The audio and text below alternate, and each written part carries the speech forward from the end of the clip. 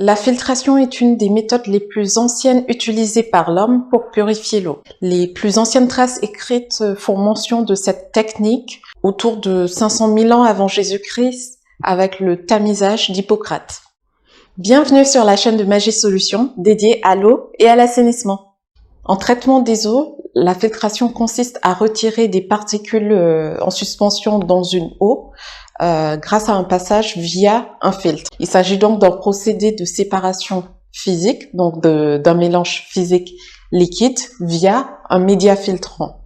Un média filtrant, un lit filtrant ou un milieu filtrant est un matériau qui permet de filtrer, qui permet de séparer une phase liquide d'une phase solide. Donc de part et d'autre, le filtre, on se retrouve d'un côté avec les particules retenues qui ensemble vont constituer ce qu'on appelle le gâteau, et de l'autre côté, on va retrouver le liquide filtré que l'on appelle le filtrat. De façon très simpliste, on définit un filtre via sa composition, donc le type de matériau qui le compose, et aussi par la porosité de ce filtre, c'est-à-dire la taille des pores.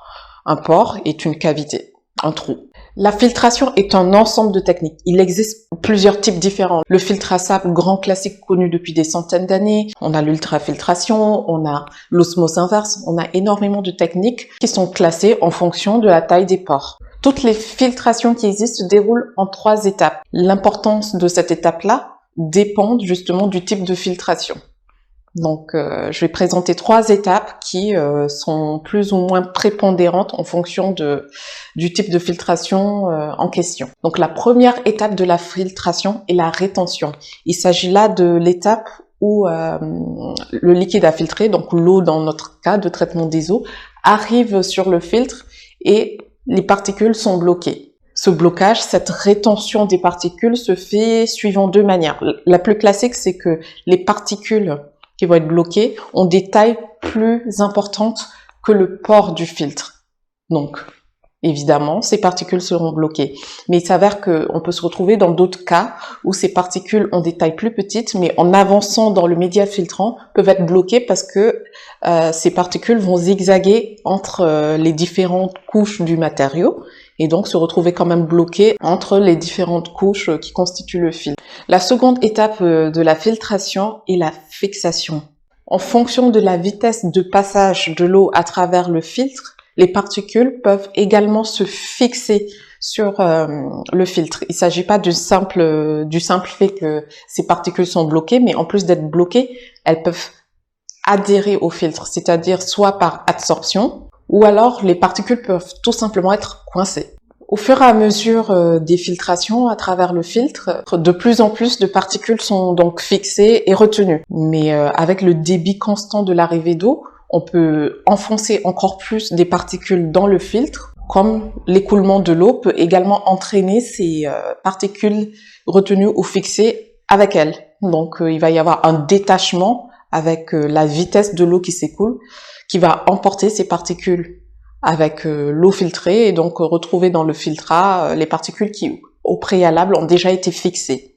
C'est ce qu'on appelle le détachement des particules.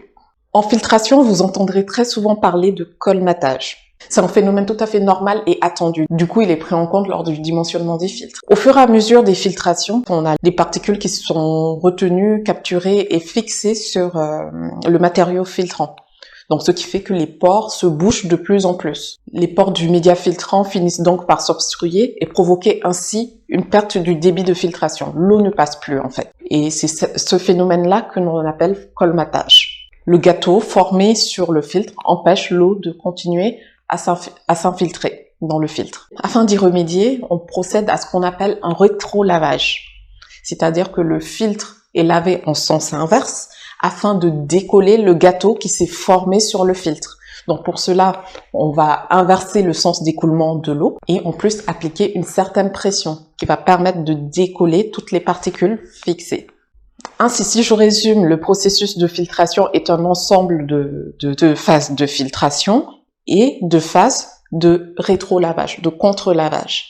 Ainsi, on appelle cycle de filtration le temps qui s'écoule entre 2 phases de lavage. Pour ne manquer aucune autre vidéo, pensez à vous abonner à la chaîne et à activer les notifications. À très bientôt dans de prochaines vidéos.